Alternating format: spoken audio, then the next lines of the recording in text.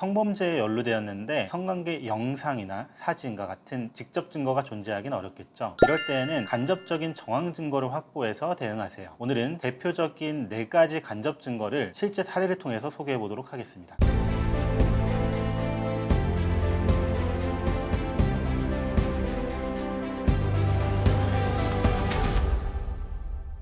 안녕하세요. 변호사랑의 성범죄 전문 변호사 지호섭입니다. 폭행 또는 협박으로 사람을 강간한 자는 3년 이상의 유기징역에 처한다 라고 형법 제297조는 규정하고 있습니다. 실무상으로도 성범죄가 인정되어 처벌되어질 경우 강간죄의 경우에는 징역 3년 이상, 그 외 가벼운 성범죄라고 하더라도 실형이 선고되는 등 강력한 처벌이 이루어질 수 있습니다. 문제는 실제로 성범죄를 저지르지 않았음에도 불구하고 억울하게 고소를 당하거나 처벌을 받는 경우들이 있다는 것인데요. 오늘은 억울하게 누명을 쓰고 성범죄로 조사를 받거나 재판을 받는 경우 신속하게 확보해야 되는 증거들에 관해서 실제 사례를 통해 살펴보도록 하겠습니다.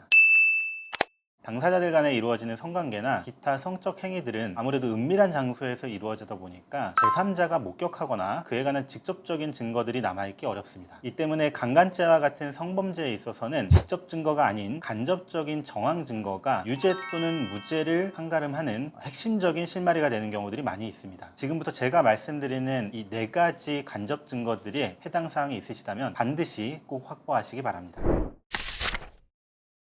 첫 번째, 전화통화, 카카오톡, 문자 메시지 등 당사자 간에 나눴던 대화 내용입니다. 사건 직후 당사자 간에 나눴던 통화 내용이라던가 카카오톡 그리고 문자 메시지 등은 성범죄에서 가장 보편적으로 다뤄지는 간접 증거 중에 하나입니다. 예를 들어서 사건 직후 미안하다라고 보냈던 메시지라던가 내가 일을 그만두겠다며 모든 책임이 나에게 있다는 듯한 뉘앙스를 풍기는 문자들은 유죄의 증거로 사용되기 쉽습니다. 반대로 사건 직후 평범하고 일상적인 대화를 나누는 경우 무죄의 증거로 사용되기 쉽습니다. 예를 들어서 성범죄 피해를 주장하는 여성이 사건 다음날 가해 남성에게 술값 얼마 나왔어? 반반 내자. 내가 얼마 보낼게. 라는 대화를 한다던가 어제 잘 들어왔어? 여자친구한테 안 혼났어? 라고 안부를 묻는다던가 하는 안부 인사를 먼저 한 것이 무죄의 증거로 사용되는 경우들이 많이 있습니다.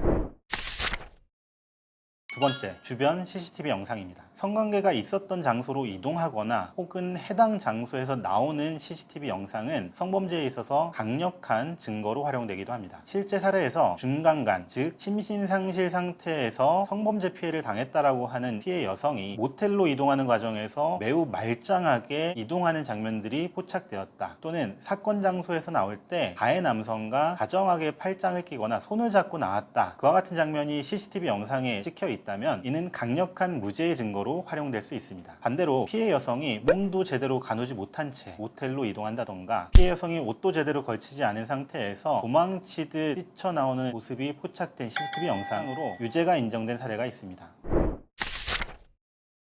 세 번째, 결제 내역입니다. 사건 전후의 결제 내역 역시 중요한 증거로서 활용되고 있습니다. 강간 피해를 주장했던 여성이 모텔비를 결제한 내역이 발견돼서 무죄가 선고되었던 사례는 굉장히 유명하죠. 꼭 숙박업소에서 결제한 비용뿐만이 아니라 숙박업소 직전에 머물렀었던 술집이라던가 편의점 또는 숙박업소까지 이동하는 택시비를 누가 결제했는지에 관해서도 꼼꼼히 확보해야 합니다.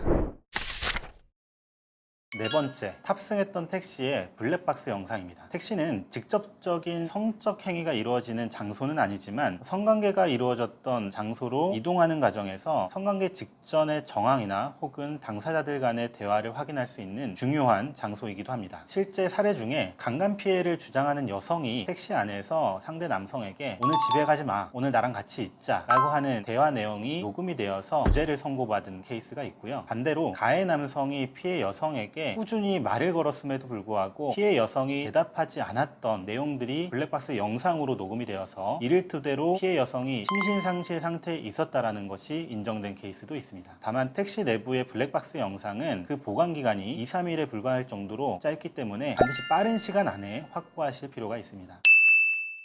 성범죄의 특성상 밀폐되고 은밀한 장소에서 사건이 발생하는 경우들이 상당히 많습니다. 이 때문에 성범죄는 직접 증거는 존재하지 않고 피해자의 진술만으로 유무죄가 갈리는 경우들이 상당히 많은데요. 이 때문에 앞서 말씀드렸던 간접 증거들이 중요한 증거들로서 작용하게 되고 이 때문에 사소한 자료라고 하더라도 반드시 서둘러서 확보하실 필요가 있습니다. 다만 증거의 성격에 따라서 반드시 법원을 통해서만 확보할 수 있는 증거들이 있으니까요. 이 영상을 참고하셔서 증거보전 신청을 하시는데 참고하시길 바랍니다. 지금까지 변호사랑의 성범죄 전문 변호사 지효섭이었습니다.